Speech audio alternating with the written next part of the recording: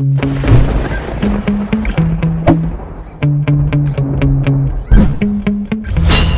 dinala nga ni Zoe sa Apex ang matandang babae na kanyang nabangga ay laking gulat ni Annalyn na ang kanyang lola pala ito na matagal na silang pinagmalupitan ng kanyang nanay.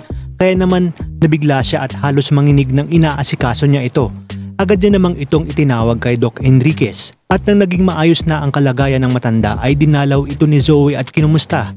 Dito nga sinabi ni Zoe na siya ang nakabangga at nagdala sa kanya sa ospital sabay hingi ng tawad sa matanda. Nagpasalamat din ang matanda dahil sa kabutihang loob ni Zoe. Sa kabilang banda naman, muling naalala ni Annalyn ang mga ginawa sa kanya ng kanyang lola at pagmamalupit simula nang siya ay bata pa. At sa pag-uusap nga ni Dr. Tanyag at Michael ay nakiusap ito na sanay huwag nitong ipagsabi kahit kanino ang kanyang nalaman. Ngunit dito sinabi ni Michael ang isang kondisyon. Nalayuan nito sina Annalyn at Lynette kung ayaw nitong sabihin niya kay Moira ang kanyang nalalaman.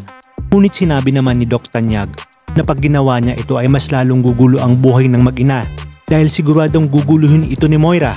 Kinabukasan nga ay naabutan na naman ni Doc Enriquez sina Zoe at Annalyn na nagbabangayan. Kaya tinanong niya ito kung magkapatid ba sila dahil nga para silang mga aso't pusa.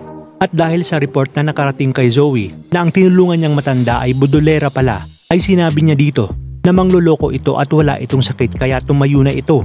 Ngunit pinigilan naman siya ni Annalyn at sinabi na huwag nitong sasaktan ang kanyang lola na siya namang ikinagulat ni Zoe. Tinanong naman ni Cromwell si Annalyn kung alam na ba ng kanyang nanay na pasyente nito ang kanyang lola. Kaya dito sasabihin ni Annalyn na hindi pa, pero sa oras na ma-discharge ito ay isasama niya ito sa kanilang bahay para doon na lamang magpahinga.